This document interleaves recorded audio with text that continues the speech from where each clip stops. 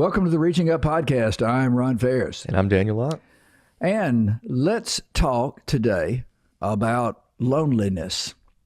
Sounds good. Why don't you start us off today?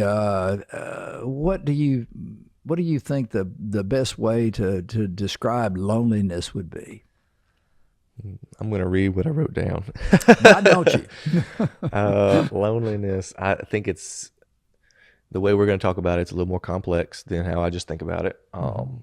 But this one, it says it's a painful emotional state. It's usually characterized by a feeling of isolation, disconnectedness, and a lack of meaningful social connection. It's not necessarily about being physically alone, as it can be, as someone can be surrounded by people and still feel profoundly lonely. Yes, and that's a great way to start off. So, one of the things I love about our discussions is that, we're not talking about like academic approaches to life. We're talking about things that we all experience.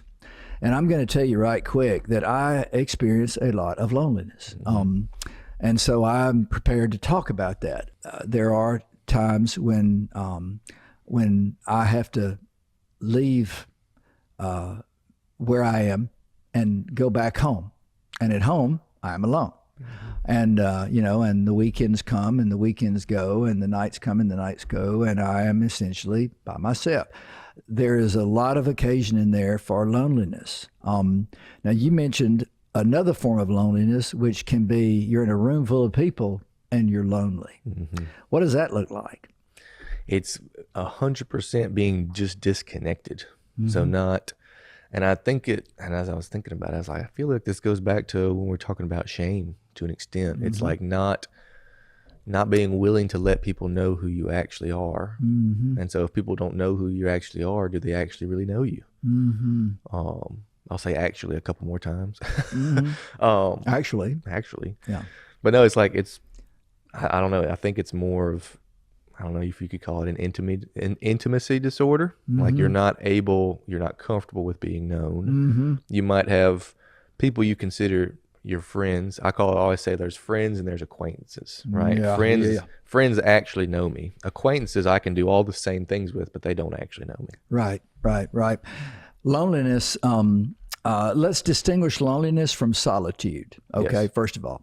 So it's okay for me to be by myself when the purpose of being by myself is to meditate or to purposefully separate myself from the life that I'm living, to try to regroup or to plan or to pray. The Bible tells us, it gives us many pictures of Jesus, the Son of God, who, arguably was had no need to try to be close to God because he was God, but yet even he as a human separated himself from the crowd and went to a lonely place or a place by himself to pray. He did that repeatedly, and he almost always did that before he did something big. And so if it's good enough for him, it's certainly something that we should consider doing. But that is solitude. Solitude is a willful, intentional separation for a specific positive purpose, but that's not loneliness. Loneliness is a feeling, like you said. In me, I know it is a feeling like it's a sadness, and it can evolve into elements of depression, and issues with my self-perception. Nobody wants to be with me. I'm not lovable. All those things can be either a part of or lead to feelings of loneliness. People who are in long-lasting marriages can walk into a therapist's office and say, I'm just so lonely. It's because they are incapable of maintaining a sustaining, meaningful relationship. And that could go back to their childhood, something that happened at home that warped them as a human being. It can go back to guilt and shame, like you said, which are real things. And that feeling of loneliness can be deep and pervasive and all of the people who look at it from a clinical perspective agree that it can make you very sick. It's very destructive, and it's not something that you want to allow to persist if you are experiencing that. In fact, it is, and listen to this, it is a serious threat to your health.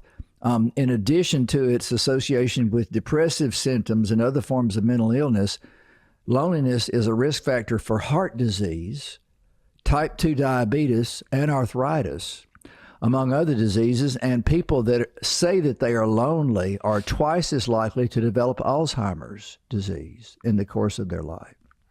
Now, that's enough to cause you to time out and say, well, if I'm having feelings of loneliness, I need to stop and take action, right? Another thing, which is fascinating to me, the human body is just amazing how it truly is an amazing organism. But when we are experiencing feelings of loneliness, our body is reducing stress hormones that do damage to our body. They actually start to tear down our bodies. They hinder our sleep, which can also be very destructive, and result in weakened immunity, which is amazing because, they can also be a precursor to arthritis, which is hyperactive immunity. So, it obviously very destructive to be lonely. So, and that doesn't mention all the people who do deal with clinical depression and suicidal behavior, or self-neglect, because the loneliness in their life is so pervasive and dark that they basically come to the point to where they don't think life is worth living. That's a horrible place to be. Yeah, and loneliness can get you there. And you said it. It's like it's a hop and a skip away from depression. Yeah, and so I think of it more of as I've thought about it, because I've always been surrounded by people most of the time. But it's almost like, and I saw this and I didn't realize it until I realized, like, that makes a lot of sense. But it's the emotional isolation too. Feeling misunderstood or unable to share one's deepest thoughts and feelings with others. If you feel it's not acceptable to be able to share something, if you feel the shame with it where you don't feel comfortable sharing it, you're not going to share it. And then if you feel like that's super lonely, if you feel like you have something that's either so bad or so unacceptable you can't tell anyone because you will carry it. And we were talking about it earlier this week. We were talking something about people are a lot like sponges, right? Whatever we experience, whatever we fill our minds with, it fills us up. And then when we get squeezed, whatever's in the sponge comes out. And so we don't, what's on the outside kind of shows, and it kind of shows in our words. We were talking through James 3 when it's talking about, it's talking about our tongue and like the words we say and how powerful they are. And kind of some of the verses that came up was verses of, in Luke and Matthew, there's different verses, but in Luke 6, it talks about out of the overflow of the heart, the mouth speaks. So it's kind of like what comes out is what's on the inside. And so it makes sense. And for me, like, it's almost sickening if you can't express what's inside and you feel like you have to hold it in. And so when I say it's a hop and a skip from depression, to me, that's a red flag zone for me, because as a physical therapist, that's one of the things that we use as a measurement kind of on health and like predictors. Do you know what the highest predictor of low back pain is in an American male or female? What the highest predictor of low back pain is? Is that a question? It No, is. I don't know. It's depression. Wow. It's not lifestyle. It's not obesity. It's depression. Wow. Which is shocking. Yeah. So I don't know. It's very, I don't know. I think it's close to it. I don't think I'm at all well enough to like anyway talk about depression in any meaningful way other than to say we'll like give you it time can to be. prepare for that episode before we have it. Okay, sounds good. It will be coming. Eventually we'll talk about it. Well, let me give you an interesting statistics. And so this was a study from the UK, and we have listeners in the UK. They may be familiar with this. But in one study in 2022 of adults, 50%, 49.63%, which is 26 million people in the UK, reported that they feel lonely occasionally, sometimes, often, or always. And almost 8% of those people said that they experience chronic loneliness, meaning that they always feel lonely. That's millions of people, and that number is rising since COVID. So a lot of people say that that COVID sort of changed things, and that maybe we're going to get back to normality. But the fact that, at least in the UK, and I would say that the UK is just one microcosm of the world. And if you probably did this in the US or any other big nation, you would probably find the same type of comparable numbers. I would guess. 100%. I don't know that, but I would guess. That means that more people are feeling lonely today than ever. And that's an amazing thing when you look at how connected the world is. I mean, it's really hard to get away from social media and from, the constant presence and involvement of other people in our lives. So are we more connected because of social media? Well, we certainly could have an episode on that. All of the studies say that the people of the age groups that are most likely to use social media are reporting the highest gains in feelings of loneliness and isolation, and inferiority and things like that, shame and guilt, probably because they don't measure up to this perfect standard that they see on Facebook or Instagram or TikTok or whatever. So Psychology Today, which is a publication that I certainly look at from time to time, they say that there's a common measure of loneliness called the UCLA Loneliness Scale, and it asks these questions: how do you feel about companionship? Do you have companionship in your life? Do you feel left out? Do you feel like you're a part of, or do you not feel like you're a part of? Do you feel in tune with the people that are around you? Do you feel outgoing and friendly? Or do you feel inhibited in that sense? And then do you feel that there are people in your life that you can turn to if if your tail is falling off and you're in trouble and you're struggling?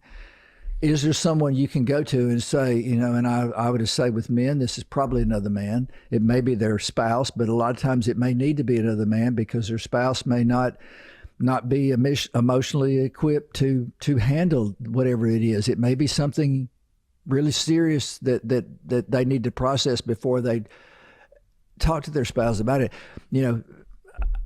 I need to be honest with you. I'm struggling right now, and I don't know what to do. Mm-hmm. It's really hard for a man to say to anyone else, but especially a friend, or another man, I'm scared. I'm scared that what I'm doing is not right. I'm scared that I am addicted to alcohol or drugs or pornography or whatever the case may be. I'm scared that I have gotten myself into something that I can't get myself out of, and I need help. That is a hard thing to do. Mm-hmm. But it is so important. If you are in that position, the chances are very high that you are experiencing a very serious and pervasive experience of loneliness. Mm-hmm. Loneliness, of course, is intimately associated with the way we have relationships. Yeah. And, if you're that person that's in a group, but you're trying to maintain that false facade of being cool and having it all together, that you're probably going to feel very lonely in the middle of that crowd. Mm-hmm. That's just a fact. And a lot of times, this is something I didn't realize, but you can be in a relationship like a marital relationship. And if you are engaged in something that you're ashamed of, that's a shameful, or you have something in your emotional background that you're ashamed of, or an experience in your life that you're ashamed of, that can lead to loneliness in a relationship because you're afraid for that to be known. Mm-hmm. You're afraid to disclose that in a healthy way.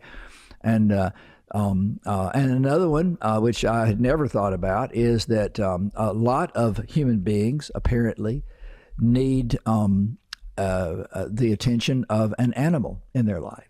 And that sometimes they can be helped in a big way by having what we now have come to call emotional support animals. And quite honestly, if you look around, you see them everywhere.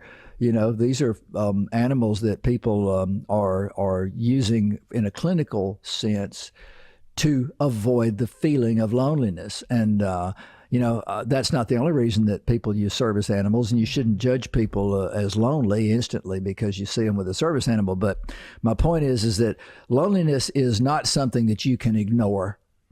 It's something that you have to confront and you have to address willfully and deliberately. Mm-hmm. Now, there are different, I don't know, there are lots and lots and lots of unpackers on loneliness, mostly in the clinical community, lots and lots of academic papers on this one and studies. But some of the causes of loneliness can be unpleasant experiences. Again, that's probably shame at work is what it probably is. Discrepancy between the levels of your needs or your perceived needs and your actual social contacts. Mm-hmm. A lot of people that engage in social media are engaging in social media because they feel this compulsive need to share their thoughts or their experiences with other people, and that can be people that they have no idea who they are. I was reading Facebook posts yesterday where people were saying a whole lot more than they should have on social media, because they just have this compelling need to just expose themselves and their innermost thoughts to people that they have no idea who they are. That's certainly one way to do it, but the better way might be to have some friends, and not, you won't feel as lonely if you've got a few true friends in your life. That's just a no-brainer. Sometimes you can end up lonely because of migration of people. Your job takes you from a city where you know lots of people to a city where you know no one. Yeah. That can result in loneliness. Well, obviously the solution to that is to get to know some people. Yeah. And that is not easy. It's hard. It's hard to get to know. It's hard to make friends. Do you have any experience in that area? Yes. The example that was coming to mind for me when we're talking about all this is, so when I graduated college was during COVID, and I was thinking about this and I don't know. I was very social in college. I was involved in a lot of things, and I knew people, and I think it was very difficult because we went to spring break. And then COVID hit, and when it spread across the world, everybody knows that. I'm not going to explain that. Mm-hmm. But the week we were on spring break, we had 2 weeks of spring break because Ole Miss had to figure out how to go online completely, and every university did. So we had 2 weeks of spring break. So all the classes that were in person were now online. And so I don't know. I've always been a little regretful of that, just because there's so many people I didn't get to say goodbye to or see one last time. Or the last time I saw them, I didn't know that it was going to be the last time I saw them. Yeah. Hopefully I'll see some of them again. I have seen a lot of them. But it was kind of exposing of who you were in relationship with, who you were connected to, and then it was just cut off for everybody. Oh, man, yeah. And so even though so I say that to say, I was very thankful for FaceTime and all those things where you could see somebody, but there's nothing that beats every time we grab coffee, if we just FaceTime for the time, I don't think we would have had the same discussions. There's something different about being able to see somebody. Oh yeah. Being able to shake your hand, being able to hug a friend. There's something different about that. And so even just that, I don't know, that's what came to mind. And so it was just different starting during COVID, but even just moving to a new city, which is what I did when I went to PT school.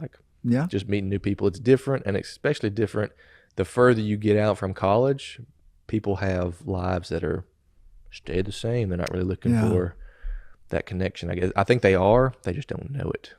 Yeah, well, this is one more opportunity to say that, one of the best things, there's really very few negatives to being in community. That's the buzzword nowadays, making yourself a part of a group. I know after my mom passed away, I'd been taking care of her for several years, and that took not all, but most of my time that wasn't spent at work. When she passed away and I found myself being lonely, one of the things I did was I started taking guitar lessons for one thing, but I also went out and started being a part of different groups and I'm in several groups, as you know. I actually met you in one of those groups, and that is a great way to deal with avoiding loneliness. And I am not lonely today. I have moments where I feel lonely, but it's just because I am alone when I don't necessarily want to be. But I know that it's something that is just a feeling, and it's and I've learned. I got a pet. I have a great cat. He is excited when I get home. He loves on me. He makes me feel special no matter, what I've done or how my day went. I know I can count on him to be excited to see me. And sometimes that's makes just the difference between me being just lonely and not being lonely, is my cat, But here's a question that's coming up for me that I want you to dissect, because you mentioned a little bit.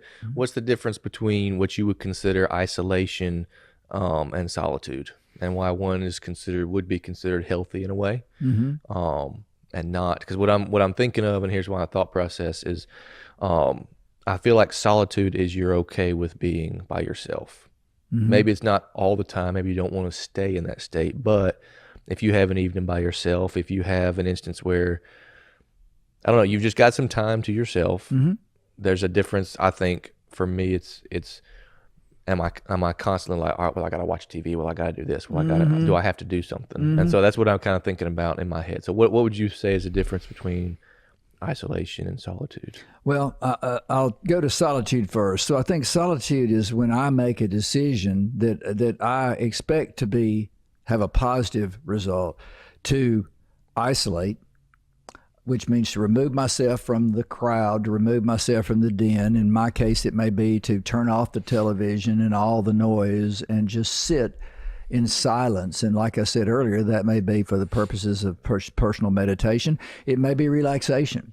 I live on a lake. A lot of times when I have had a particularly difficult day, and it may be a day where I've had to interact with a lot of people and, just really work, with intercommunication, exchange of information, which wears me out sometimes.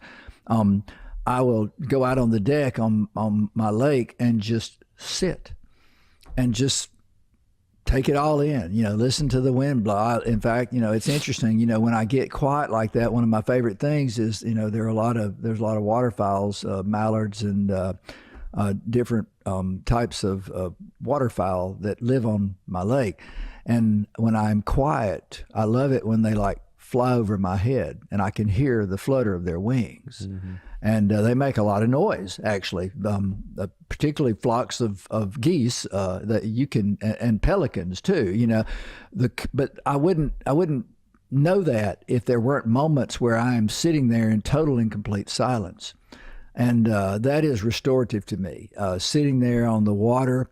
The beauty of God's creation. My lake faces south, so I catch the sunrise and I catch the sunset. Those are very welcome moments of solitude, absolutely building me up, giving me, a new sense of joy and excitement about getting back into the fray to try to, live life. Whereas being isolated is where I feel like I'm alone and something is not right. One example I'll give that real quickly as we sort of round toward home here is I've heard this more than anything else in the years and years that I've been trying to work with people in the addiction recovery community. They would say, I didn't feel like I felt in. I didn't feel like I fit in. And I don't know where that comes from, but, you hear people say, well, I was just a square peg in a round hole, and I just didn't fit in. I wasn't a part of the crowd.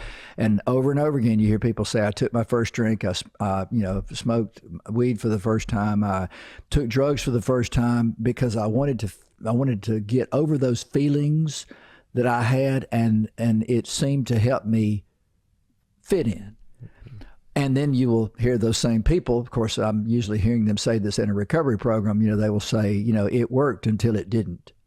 It worked for a short period of time, and then it quit working. And the problems of using those substances to artificially feel like I fit in actually caused them to experience more isolation. And ultimately, and I'd say more than half the cases, these people say that they ultimately come to the point to where they'd rather die than live like that. And so then they start to look at recovery. So, this loneliness, I guess, to some extent, if you handle it properly, the feeling of loneliness can actually be a good thing if you recognize it and you address it and take steps to alleviate it.